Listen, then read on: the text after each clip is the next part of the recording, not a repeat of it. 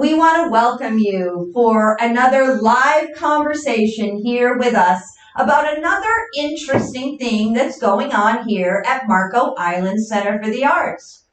My special guest today is our board president, Jim Richards, and he's here to talk with you about our space time capsule project that we launched this year. Hi, Jim. Good to see you.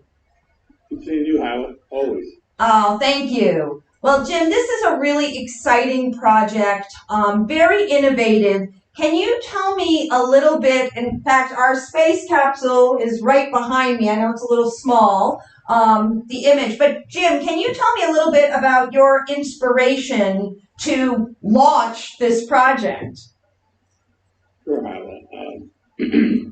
Well, it was probably a little over a year ago. We were having a board meeting, and we were discussing the 50th anniversary and the gala and how the Art Center has changed over the years and what it's turned into and what a success it is. And so that thought of 50 years, 50 years, 50 years kept hitting my head. And I guess I saw a movie one time where a bunch of kids at a school opened up a time capsule from 50 years prior, and I thought, well, if we're at our 50th anniversary, maybe that's the right time to put a capsule of lots of different things away for 50 years to let the Marcoites of 2070 see what was going on in 2020, especially from an art perspective. I agree, Jim, and it's a great idea, but our time capsule isn't like everybody else's time capsule. It's not a box that we're going to bury out behind the property. Our time capsule is actually housed inside a rather unique and extraordinary, work of art, which is a very large stainless steel replica of the Friendship 7. Jim, can you tell us a little bit about how this work of art came to be? Sure. So when we were kicking around the word time capsule, in the back of my mind, I was trying to join other words with capsule, and what came out was space capsule. I was born in the 50s. I grew up during, we call it the space era, where we were launching rockets, then it turned into shuttles, and as you know today, what we have. And so I thought, well, maybe the time capsule could be in the form of a space capsule. And when I think of space capsules, I think of the initial ones where they had one astronaut in them, and they either took off and came right back, or the one that became the most famous was Friendship 7, obviously, with John Glenn, where it orbited the Earth for, I guess, three orbits before re-entering. And I thought, well, you got to make it in the form, the space capsule or the time capsule has to be in the form of something. Why not a space capsule, which was 50 years ago? Bring it forward, and let's not plant it in the ground. Let's do a work of art, and let's display it during that period of time. So what's going to last outside for 50 years? My personal background in my family are a lot of metal fabricators. I didn't fall into that niche, but my father and my brother worked with a stainless steel company and fabricated all kinds of very unique specialty things. So I thought, let me check with them, and it was unusual that the owner of that company happens to come to Marco once a year. So I took him and his wife out and talked to him about it. And pretty much like the board at the Art Center, they said, this is a really interesting story. We'll see if the money comes over to really make it happen, because it's kind of out there. And it's expensive, and it's a one of a kind. That company is Bozio Metals Inc. And they took that project on to the point where they went down to the Smithsonian and looked at Friendship 7, and they made a 75% scale replica. But they really got into the program because it was even very unique for their company. So that's how we have a beautiful state-of-the-art piece of artwork for the people for 50 from now. And who knows how long after that. It is true. It is a really magnificent piece. My understanding, Jim, is that it was also hand painted by some artists to create the illusion. Well, the original space capsule had louvers to cool it off, especially when it re-entered. And to create those louvers would have doubled the cost of this. And somebody suggested, why don't we paint it? And I thought, well, okay, but I guess that's really, we're getting knocked down a little. Well, it turns out the artist who's the painter for this is fabulous, and it looks better than the real thing, in my opinion. So yes, it's a site, and actually, the person who painted this paints exotic motorcycles. Oh, okay. So if you'll see her name on the capsule, it was very unusual, I thought, the way they were able to produce this. So there you go. There's your space-time capsule, and it's on display right out in front of the Art Center. And as soon as we close it up, we'll figure out how we're going to situate it for the next 50 years. Now, Jim, what would you like to see this project achieve? And you've spoken a little bit about the fact that this enables people to be part of the Art Center legacy. It's enabling people to push something forward into the future. What would you like to see this project achieve in the long run?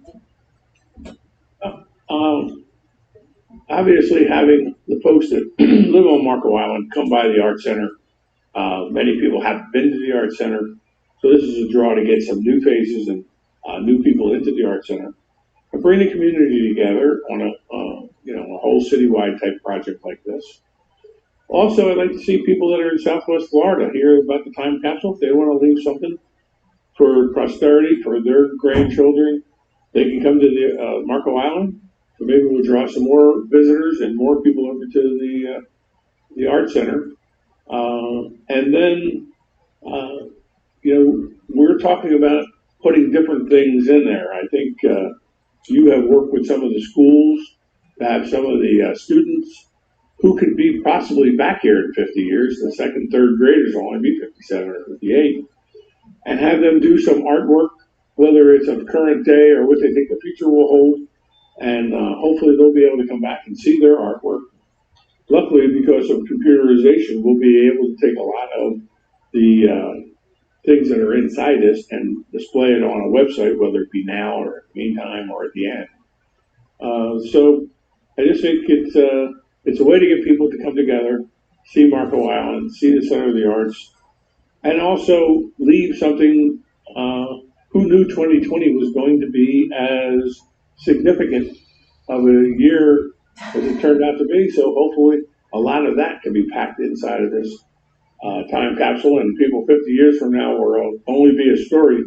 We'll actually get to see the masks we wore. I was going to say, I know we're getting some masks. So for people who are interested in participating, there are a couple of ways that you can leave something in the time capsule, whether it's a physical item or something that's paper. There are guidelines. I believe that in the description below is a link to our website where you can go and check out the guidelines to see what can and what's not really going to work going in the capsule. And then there is also a submission form that we need you to fill out so that we can get a sense of what's going in, how much space we have. But you can either submit something as an individual, you can get together as a family and decide you want to submit something, or we've had clubs. I know that the Noontime Rotary has submitted for us.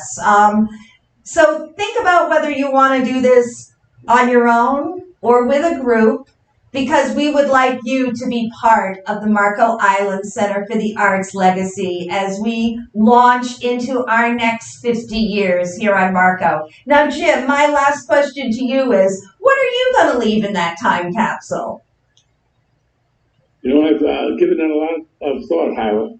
And the one thought I want to leave you with is I'm going to keep it a surprise until I put it in. Ooh, well, I think we'll have a few surprises here as well, too.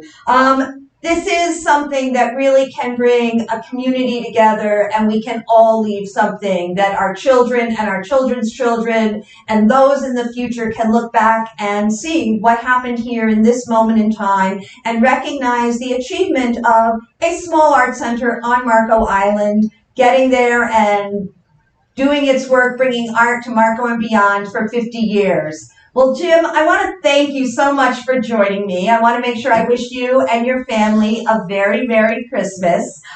I am not going to be here with you, my friends, the Art Center friends and family, on Thursday, but we do have a very special guest who is going to be here. We were able to get in touch with a gentleman up at the North Pole, and Santa Claus will be here at 4 o'clock, and he's going to be reading 'Twas the Night Before Christmas. So if you're not doing anything, gather your kids together, bring your family, and have a moment where you can reminisce if it's something that you listened to when you were younger, or introduce some young people to.